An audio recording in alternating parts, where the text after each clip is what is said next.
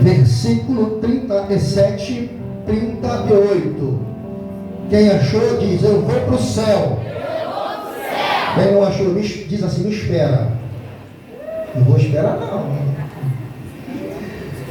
Aleluia. Vamos lá.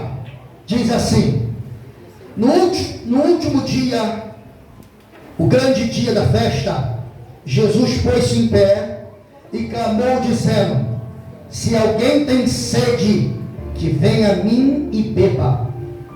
Quem crê em mim, como diz a Escritura, rios de água viva correrão do seu. Senhor nosso Deus e nosso Pai, te louvamos, meu Senhor, nessa noite. Bendissemos o teu nome, porque a tua palavra é santa, eficaz, mais penetrante do que espada de 2 gumes. Divides almas e espíritos, juntas e medulas, e apta para discernir intenções do coração. Nesta noite, Senhor, eu quero ser garçom para servir a tua igreja. Queremos ouvir o trepitar da tua glória e ouvir bombar das trombetas celestiais neste lugar. Senhor, fica conosco, continua conosco, meu Senhor. Queremos, meu Senhor, nessa noite sair da tua casa abençoados pela tua palavra. É o que nós choramos e te glorificamos em nome de Jesus. E você senta e diz amém, amém e amém. Eu quero a sua atenção agora, irmãos, para que eu possa passar para você a revelação que o Senhor me deu nesta palavra. Aleluia. Pastor Gilvão, por gentileza. Irmãos, durante a semana eu estava meditando na palavra, e quando eu peguei a Bíblia, o Espírito Santo me trouxe à memória esses 2 versículos do capítulo 7. E eu fiquei analisando, fazendo uma exegese bíblica, para poder trazer para os irmãos aquilo que o Senhor me revelou nas entrelinhas desses 2 versículos. E lendo, estudando, e graças a Deus que nós temos uma igreja abençoada, eu ganhei uma coleção, coletânea, como é que dá o nome? Coletânea de livros, né, que fala sobre o Evangelho de Mateus, o Evangelho de Lucas, o Evangelho de Marcos, o Evangelho de João, fala sobre as epístolas paulinas, fala sobre Salmos, e eu fui buscar a fonte aonde? Nós estamos pregando sobre o Evangelho de João. Nós vamos buscar sobre esse livro que o autor é Mayon Pirno, né? É um autor muito conhecido, de credibilidade, tem alguns livros desse autor. E o Senhor, através da palavra, que é a nossa fonte de inspiração, não expiração, de inspiração, o Senhor me revelou algo dentro dessa palavra, que o autor, ele vinha, ou melhor, ele vem trazendo, explicando no seu livro. E eu me saboreei esta semana, né? Me saboreei. Mas quando eu começo a ler o capítulo 7 do Evangelho de João, não nos traz boa coisa.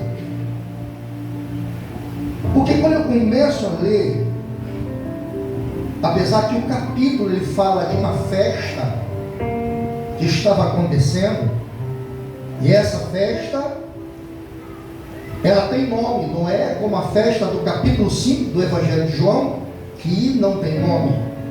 E nós, como pregadores, suponhamos que seja a festa da Páscoa, mas não temos uma raiz concreta para dizer que era a festa da Páscoa. Mas no capítulo 7 vem dizendo que era a festa dos tabernáculos. E a festa dos tabernáculos ela durava 7 dias. 7 dias. A festa dos tabernáculos lembrava ao povo E tem até algumas igrejas, pastor da Carne sabe, nós não realizamos aqui porque eu não sei fazer.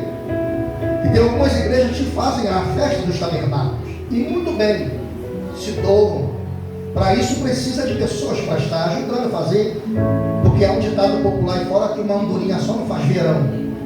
Então, quando se trata de uma festa, precisa de pessoas, né, que esteja com a mesma visão, ou que possa estar disponibilizado ou disponibilizada para estar ajudando para que o evento aconteça e o nome do Senhor é glorificado. Porque às vezes nós promovemos, arquitetamos, elaboramos algumas festas e isso não acontece aqui, mas quando a gente sai para outros lugares, a gente vê que as pessoas querem glória para si. E Jesus não divide a sua glória com ninguém. A glória deles pertence a Ele, somente a Ele. Então, aqui era a festa dos tabernáculos. E a festa dos tabernáculos lembrava ao povo judeu que os israelitas lá atrás viveram no deserto, em cabanas, em tendas. E o Senhor, mesmo eles no deserto, vivendo em cabanas e tendas, o Senhor era a provisão deles. Porque no deserto não tinha como plantar, não tinha como colher. Eles viviam da provisão diária. O que era a provisão diária? Era o maná que descia do céu, eles colhiam o maná e comiam. E o Senhor dizia para eles: olha, eu vou mandar o maná do céu, mas o maná será uma porção diária. Ei, quem está vivendo a porção diária aqui? Tem pessoas que vivem da porção diária. Almoça hoje, janta hoje, não sabe o que vai comer amanhã. Mas amanhã o Senhor manda o corpo lá no Ribeiro de Querite para você, para alimentar você e a sua família. Então, como o povo vivia da provisão do Senhor, o Senhor mandava o maná e o Senhor falou para eles assim: olha, não guardem. Cada dia vocês vão colher e vão comer.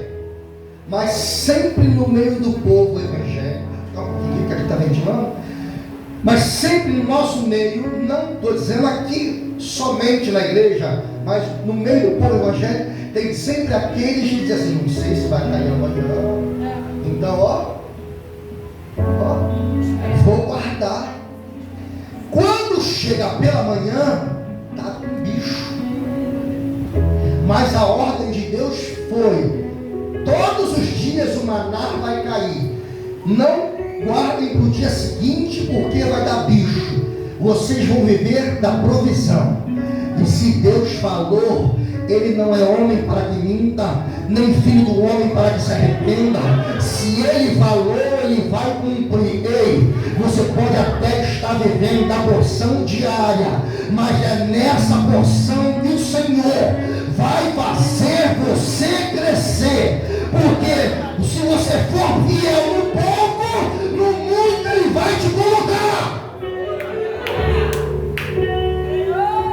E quando eu olho o capítulo 7, eu não tenho muito tempo para isso, mas nos primeiros versículos vem dizendo que a família de Jesus estava subindo para ir à festa. E disse para eles: olha, você não vai conosco? Não vou não. Por enquanto não. Vou ficar aqui, vocês podem ir. E no versículo 5 você pode ver, se você estiver com a sua Bíblia aberta, ou se você não estiver, você pode ver em casa. Irmãos, quando chega no versículo 5, a Bíblia diz que nem os irmãos acreditavam em Jesus. Rapaz, quando eu li isso aqui, eu falei: meu Deus, isso aqui está para dar uma paulada só. Nem os próprios da casa de Jesus acreditavam no ministério de Jesus. Gente, o que está escrito no versículo 5 aí, pastor? Fala aí. Porque nem seus irmãos criam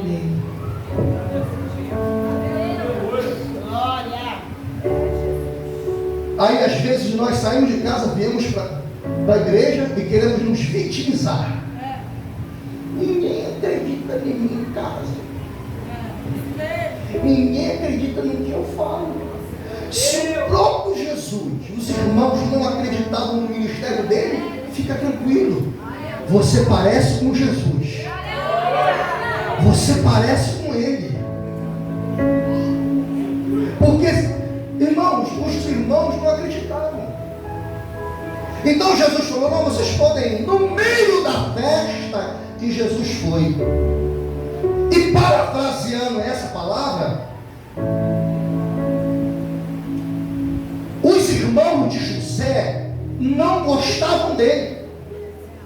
Os próprios irmãos de José, lá no capítulo 37 do livro de Princípio, ou Bereshit, livro de Gênesis, nem os próprios irmãos de José gostavam dele. Aí José diz assim: olha, eu tive um sonho.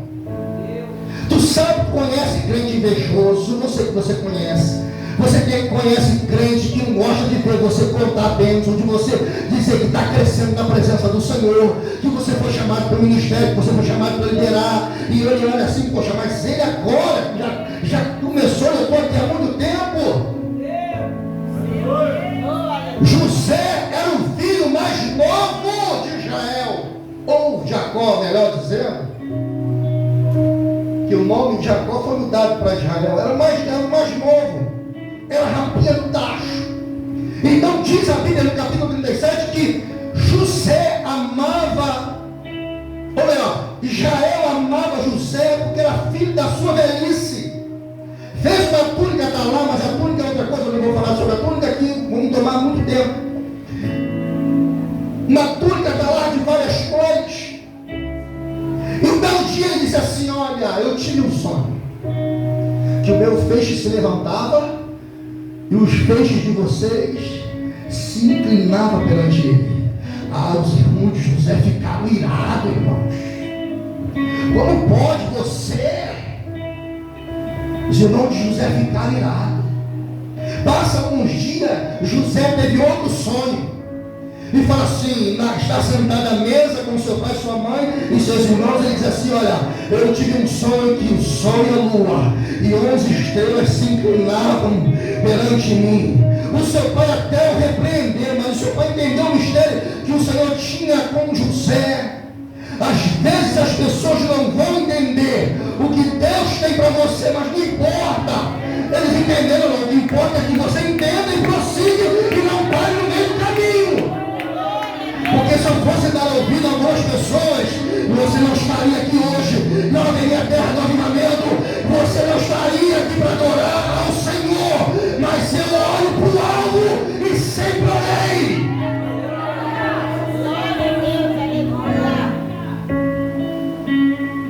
Um outro texto na Bíblia fala de um jovem que cuidava de ovelhas do seu pai. Não tinha, cheirava ovelhas. Seu nome, Davi. Quando o Senhor rejeitou Saul como rei, o Senhor falou para Samuel: olha, vai até a casa de Jessé, o belemita, e vem. Ou melhor, vem à casa de Jessé, o belemita, que lá eu tenho escolhido um rei. Quando Samuel chega lá, ele diz para Jessé. Então Jessé manda os seus filhos passarem para ver se um deles seria o rei escolhido. Aí passa Samar, passa Abinadab, passa os 7 filhos de Jessé.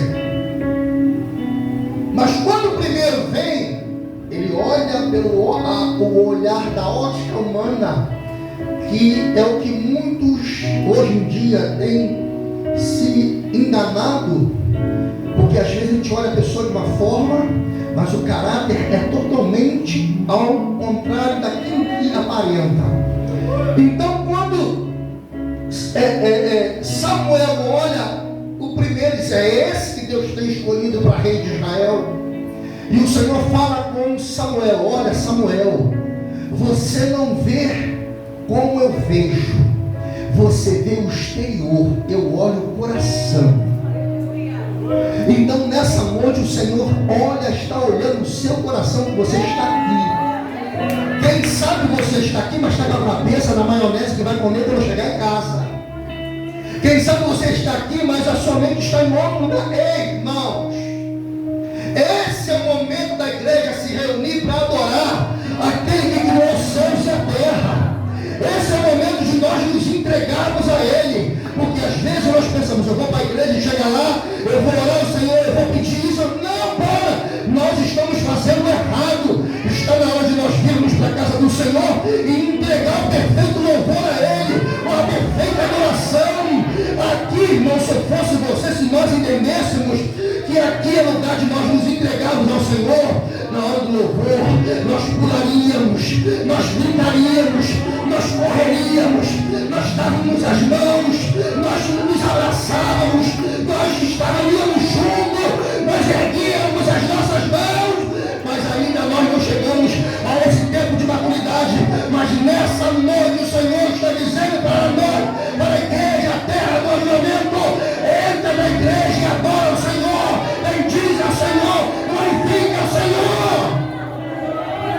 Paulo e Silas estavam na prisão, tinham acabado de apanhar, e eles começaram a adorar, e as prisões se abriram. Quer ver Deus te dar vitória? Começa a adorar. Quer ver Deus abrir as portas? Começa a adorar. Josafá havia contra ele grande multidão. Na mesma hora ele temeu, mas ele pôs o povo para orar e jejuar. A arma ainda é o jejum e a oração.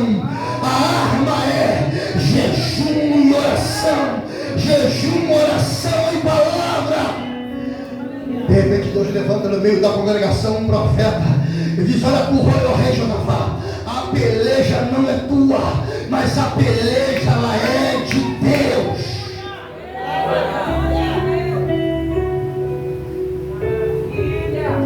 O povo nem brigou.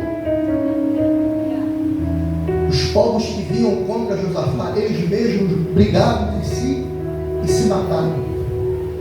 O povo de Deus ficou 3 dias para colher os despojos. Quem peleja por nós é o Senhor. O que Ele requer de nós é um coração puro, sincero, contrito, compungido, para adorá-lo. Tem pessoas que estão aqui dentro, e como nos diz a palavra no Evangelho de João capítulo 4, que Ele está à procura dos verdadeiros adoradores. Se Ele está à procura dos verdadeiros adoradores, é porque existem adoradores de mentira. Existem adoradores, irmão, daquele... Vocês se lembram daquele comercial que passava na televisão, do Tenorex?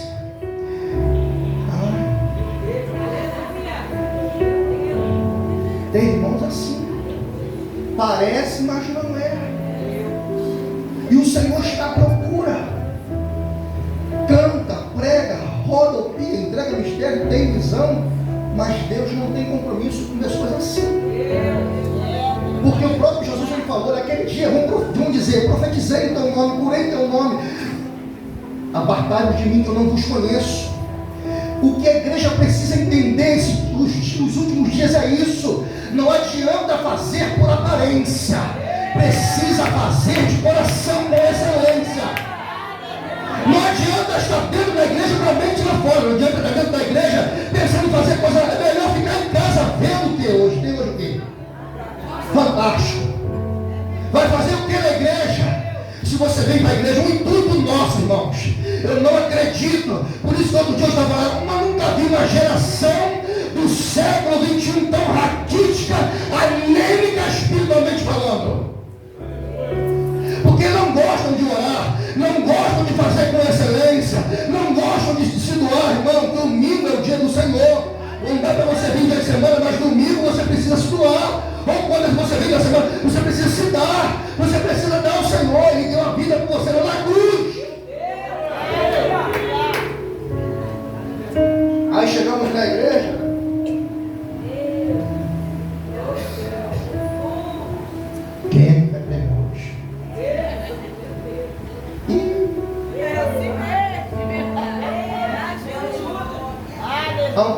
atrás nós fazíamos banner dos pregadores da casa, né? Se lembra disso? Mas aí eu comecei a perceber que quando a gente colocava um, a igreja estava vazia. Meu Deus, é verdade. Aí colocava outra, a igreja estava. Vinha um povo. Aí eu falei, o povo está igual a igreja de Corinto. Eu sou de Paulo. Eu sou de Apolo. Eu sou de Cefas. Eu sou de Cristo. A igreja está dividida. Tu está pensando que isso é adoração? Que você é carnal? Eu tenho que falar isso aqui. E vou abrir a Bíblia para te mostrar.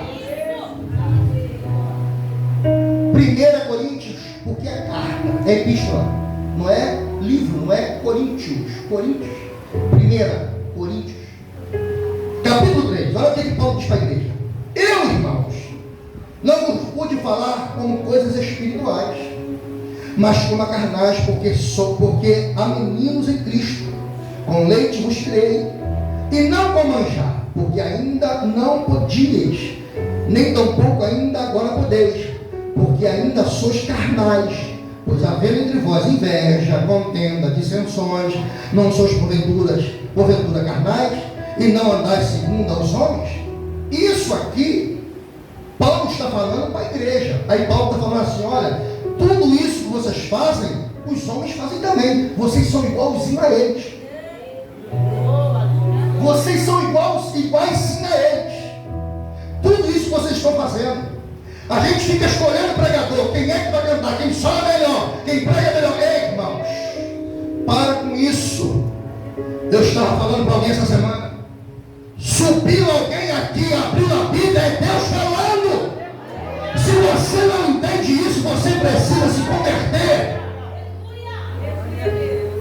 Porque escolhemos pregadores, escolhemos mensagens, e o que nós queremos ouvir. Você precisa ouvir o que você necessita ouvir, porque palavra de bajulação não te traz crescimento, massageia o teu ego. Você precisa entender, e quando você entrar por aquelas portas, você será confrontado pela palavra.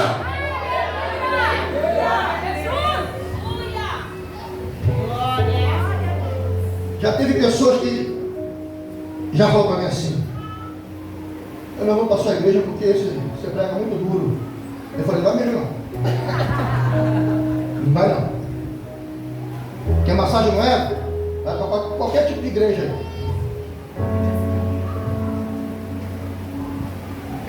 Nós precisamos aprender que é a palavra que transforma a minha vida. É ela que eu preciso mergulhar. Mas tem gente que crê em profecia mais do que a palavra. Dizendo assim, quando a profecia fala assim, eis que te digo que você, as portas não se abriram. Mas aí se for um profeta Isaías para falar com o rei Ezequias, diz assim, põe ordem a tua casa, porque tu vai morrer e não vai viver. Se Ezequias, do rei Ezequias, se não tivesse maturidade, ele mandava até o profeta. Mas ele sabia que precisava colocar a casa em ordem. Aí sabe o que ele faz? Ele vira o rosto para a parede e começa a orar. E diz, Senhor, lembra-te de mim, que eu andei diante de ti em verdade, e fiz o que era reto ao Senhor. Aí o Senhor falou para ele assim, olha, então eu vou acrescentar mais 15 anos de vida para você. Para Isaías estava saindo do palácio, o Senhor falou para ele, volta lá, e vai para o meu servo, que eu vou acrescentar para ele mais 15 anos de vida. Mas nós, século 21, queremos massagem, não é? Deixa eu sair disso aqui, senão dá uma rajada aí.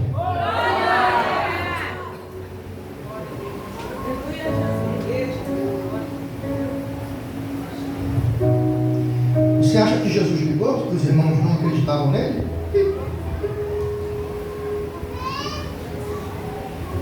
Nesse mesmo capítulo, Jesus fala assim, se a obra for do homem, ela não vai crescer não. Porque eles estavam dizendo, tu fala isso aí, Por quê? Você nunca estudou nas escolas rabinas? Com quem você aprendeu? Aí Jesus fala assim: o Pai que me enviou. Eu falo da doutrina dele. Se a doutrina dele não for boa, vai perecer. Se não for,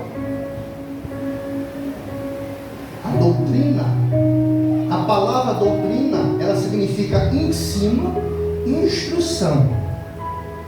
Doutrina não quer dizer costume, roupa, nada disso.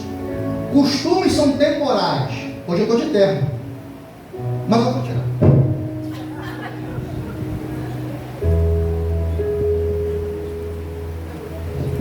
Temporal.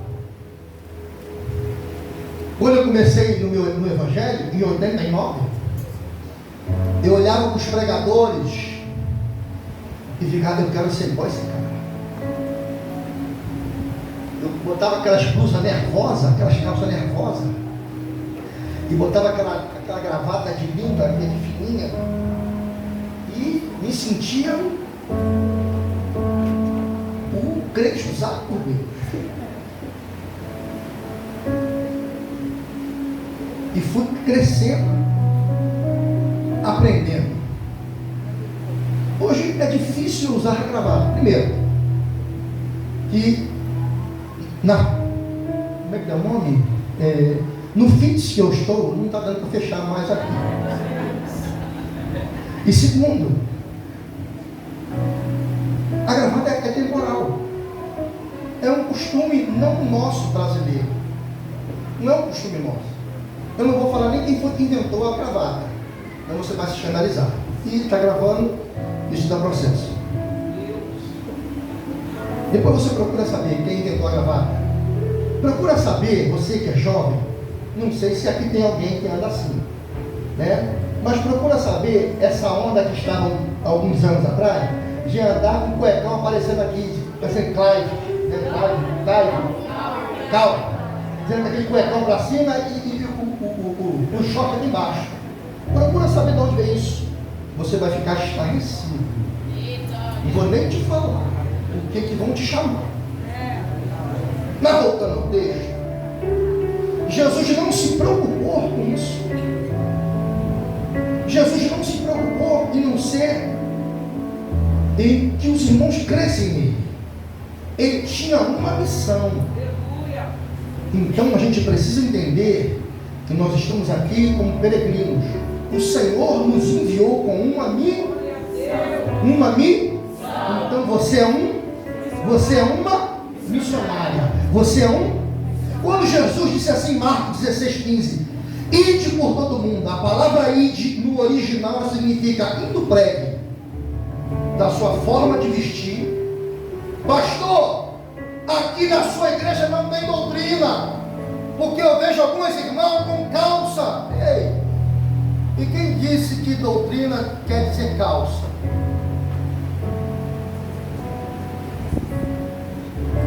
Pastor, aqui na igreja eu vejo alguns irmãos que é do ministério andar de bermuda na rua. E quem disse que a igreja ela tem um costume de dizer para que você não ande de bermuda na rua? Às vezes eu ando, às vezes eu não ando. A pessoa precisa de desmistificar isso, porque isso nós aprendemos com os nossos pais lá atrás. Ei, século 21, a mente está mais aberta. A Bíblia diz que a ciência ia aumentar. Então precisamos estar atualizados, mas nunca deixamos a receita de lado. A receita continua sendo ainda santidade ao Senhor. Porque o sumo sacerdote naquela época, eles usavam roupas especiais, mas da sua cabeça ele usava um turbante e uma mitra de ouro escrito santidade ao Senhor. Jesus não se importou. No meio da festa Jesus vai. E quando chega na festa, a festa havia um ritual. A festa dos tabernáculos, aqui eu quero que você preste atenção.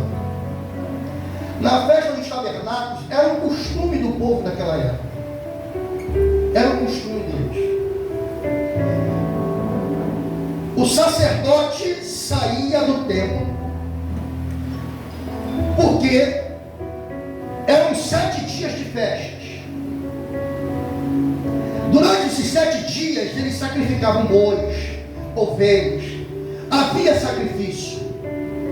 O sumo sacerdote ia na frente com uma bacia ou com um jarro de ouro. Tem historiador que fala que é bacia, tem historiador que fala que é jarro, mas os dois eram de ouro. O sumo sacerdote saía na frente, os sacerdotes vinham atrás dele, ele ia até o tanque de Siloé, pegava a água do tanque de Siloé, que significa enviado, pegava a água do tanque de Siloé, e quando chegava no templo, ele jogava ao redor do altar. O sumo sacerdote jogava ao redor do altar, e os sacerdotes também faziam isso. Era um costume do povo. E quando eles faziam isso, irmão, quando o povo via que o sumo sacerdote vinha na frente com um jarro de ouro ou com uma bacia de ouro trazendo água e chegava ali e jogava ao redor do altar em que tinha havido o sacrifício, o povo jubilava. Na mesma hora tinha uma pessoa de canto com um chofar na mão e começava a tocar o chofar. O povo começava, diz a história, que o povo começava a jubilar, que o povo começava a adorar, que o povo começava a louvar. A história fala sobre isso, que o povo começava a adorar, a jubilar, a louvar o Senhor, o chofar cantando.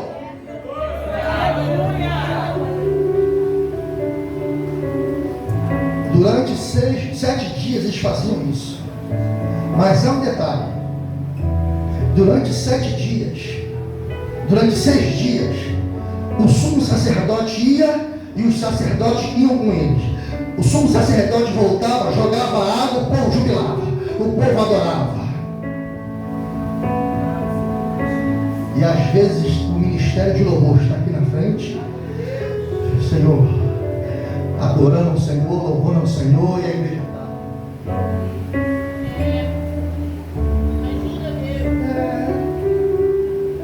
qual foi o cantor mesmo? Foi o cantor dos 3? Fala uma parte dali. Fala uma parte dali para ele. Que cantor dos hinos? Os 3 hinos. Hã? Vem com fogo, Senhor, nesse lugar. Gente, sem dinheiro. Amanhã é o primeiro dia útil. O pagamento cai amanhã. Se pensasse assim, até dizimasse, mas nem dizimar, a bênção dizima. É tão ruim que nem dizimar dizima.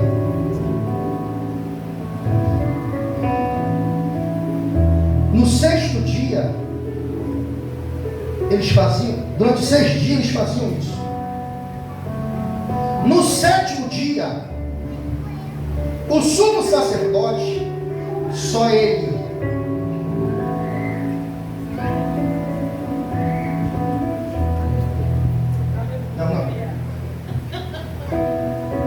só o sumo sacerdote, ele saía do templo com um jarro de ouro e entrava dentro do templo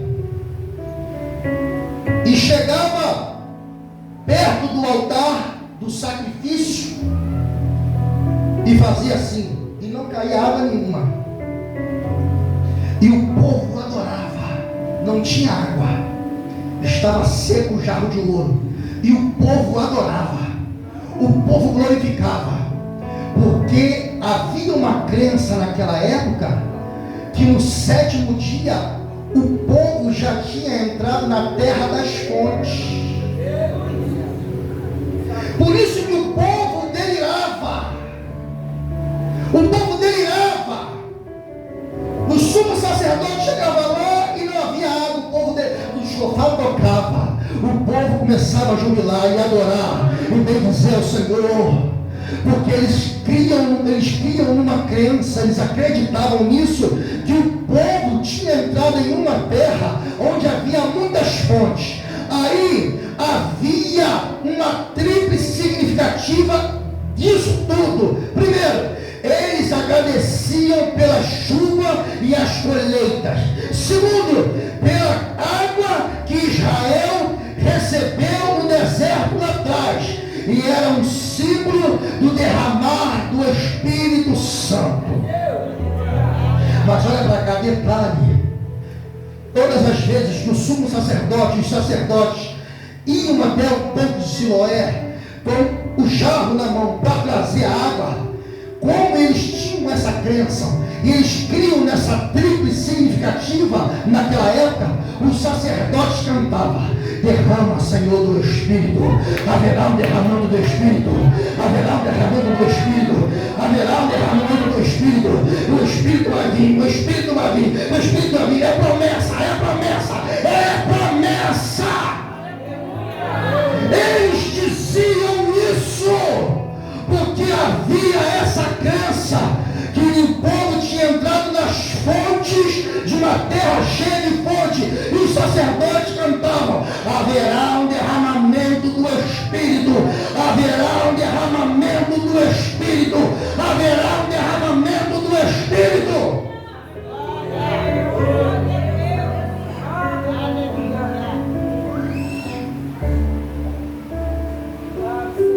Quando Jesus ele está na festa e olha tudo isso, aí é o versículo que nós lemos, 37. Ele se põe de pé e olha para a face de cada um. No último dia da festa, no 7º dia, números proféticos, Evangelho de João capítulo 7. 6 dias os sacerdotes iam lá, 7 dias ele voltava, no 7º dia ele voltava com um jarro vazio. Números proféticos. 6 é o número do homem. Deus fez o homem no 6º. Deus fez o homem no 6º e disse: façamos o homem a nossa imagem conforme a nossa semelhança. O Senhor disse entre eles, Pai, Filho e Espírito Santo: façamos o homem a nossa imagem e semelhança. No original está: fazer de algo já existente, porque já havia terra. Porque quando lá no primeiro versículo diz assim, ó: no princípio criou Deus. A palavra criou no original é criou do nada. Então o Senhor criou a terra do nada. Ele fez você e eu do pó da terra. Façamos o homem a nossa imagem e semelhança, do pó da terra. Você é pó. Aí o sábio Salomão diz: após a morte do homem, a carne volta ao pó. O espírito, eu não sei para onde vai. Eu não sei se vai para o céu ou se vai para a terra. Mas a alma, porque o espírito volta a Deus. Porque foi Ele que deu. Glória a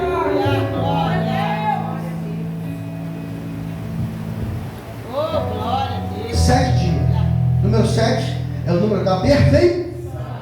Deus é perfeito. No 7º dia, quando Jesus aparece, Jesus estava dizendo para tudo isso aí, ó, passa. Tudo isso aí que vocês estão fazendo, que vocês creem, vão continuar sendo a mesma coisa. Mas eu vou te apresentar uma nova fonte. No último dia ele aparece, 7º dia, e diz: ó, quem tem sede, vem a mim, beba. Aleluia. No último dia: se alguém tem sede, vem a mim, beba. Quem crê em mim, como diz as Escrituras, rios de água viva correrão no seu.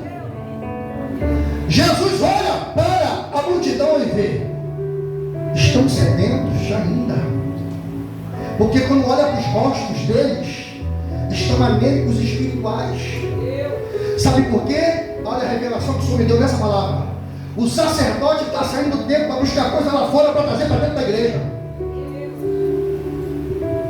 A gente não precisa de coisa de fora para cá.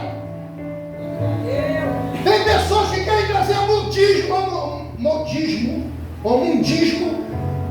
o mundo para dentro da igreja. Pastor, temos que ter um entretenimento. Olha a história da igreja. Vê se Billy Graham precisava de entretenimento. Vê se João Wesley precisou de entretenimento. Vê se João Wesley fazia uma um congresso de 4 dias. A gente faz aqui na igreja, a gente faz para quê? Para chamar a tua atenção, para você despertar para o avivamento dos últimos dias, que Jesus está voltando, porque o povo só fica de pé quando tem um congresso. Acabou o congresso, acabou a igreja. Acabou o congresso, o povo sobe na igreja.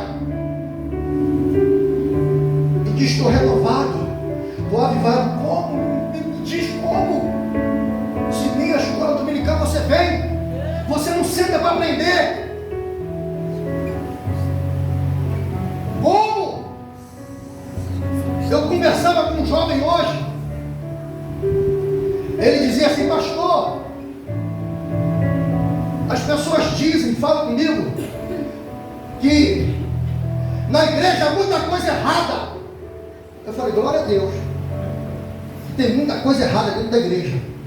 Porque na igreja mesmo tem que ter coisa errada para se consertar. Porque se fizer coisa errada lá fora, você vai para outro lugar. Aí eu falei para ele assim: olha a vida dessas pessoas que falam mal. Aí, olha a vida de quem fala para você mal da igreja. Olha para a vida de quem fala mal do pastor. Olha para a vida de quem fala mal do seu irmão. Olha para a vida dessas pessoas. Não conseguiram nada até hoje. Não construíram nada até hoje. Só vivem na mendigância espiritual. Não construíram nada. A árvore se conhece pelo seu fruto. Aí eu falei para ele: tem pessoas na igreja que querem ensinar a dirigir a igreja. Nunca construíram nada. Não dão fruto. Nunca ouvi dizer que foi alguém antes. Quer me ensinar? Tem que saber mais do que eu. E tem que viver mais do que eu.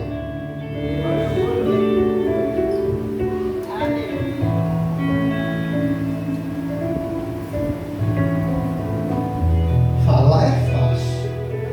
Mas se você vê de onde eu comecei, cadê a Regina? Lá atrás. Rafael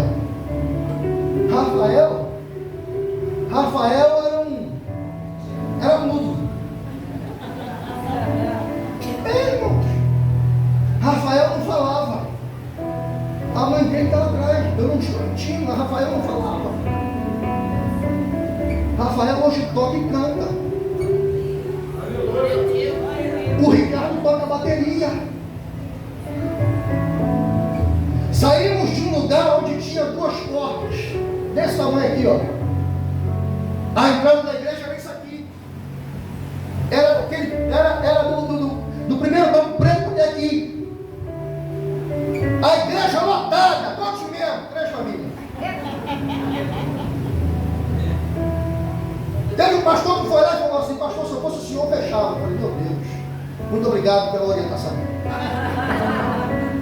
O meu pastor presidente me chamou e falou assim: fecha aquilo lá, rapaz, você está sofrendo lá. Eu falei: não, o Senhor me chamou para uma grande obra. Um belo dia choveu muito. Esse dia eu não esqueço.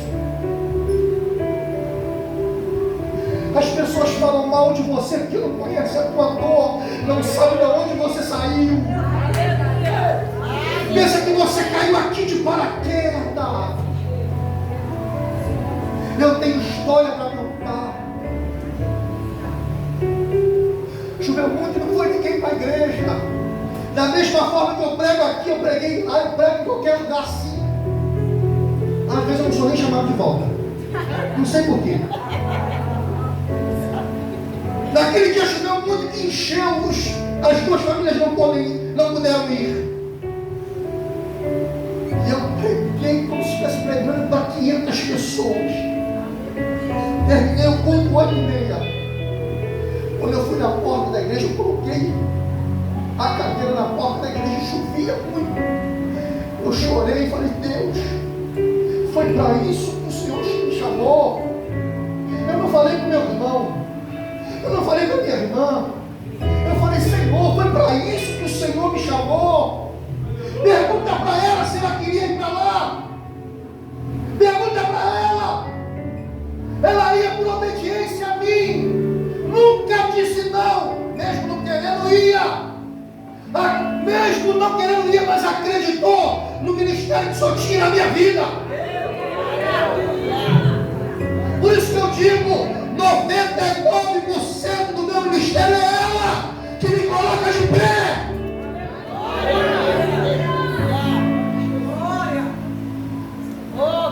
Eu abri o coração do Senhor. Passa um tempo, ficamos um ano lá, fomos para Margarida. Fomos para Margarida, o negócio começou a fluir. 2020 veio, começou a ter, vinha a pandemia, 2020, 2021. 2020.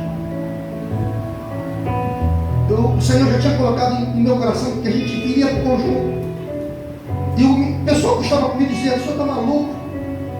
Ninguém quer ir para lá. Pastor tem a visão de maluco.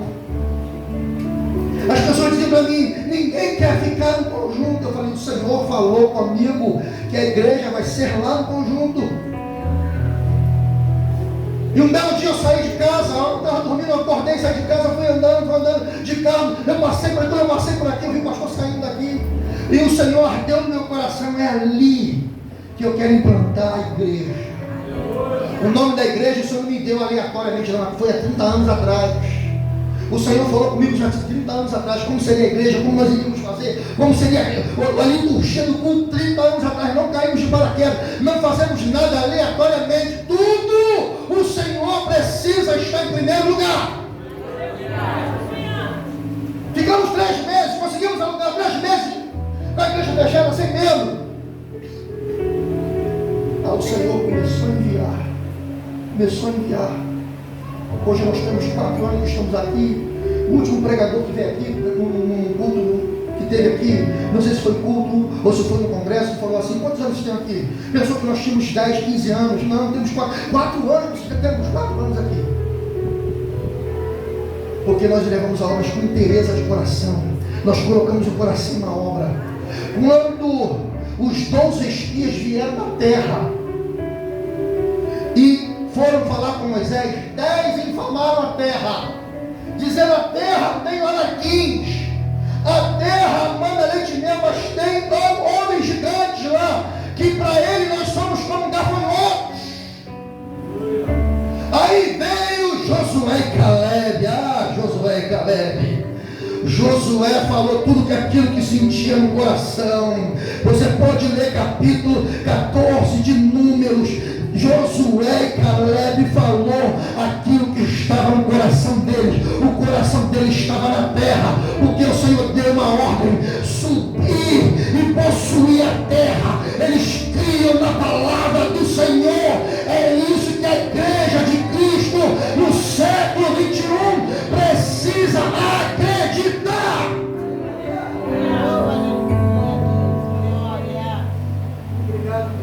Vai encerrar.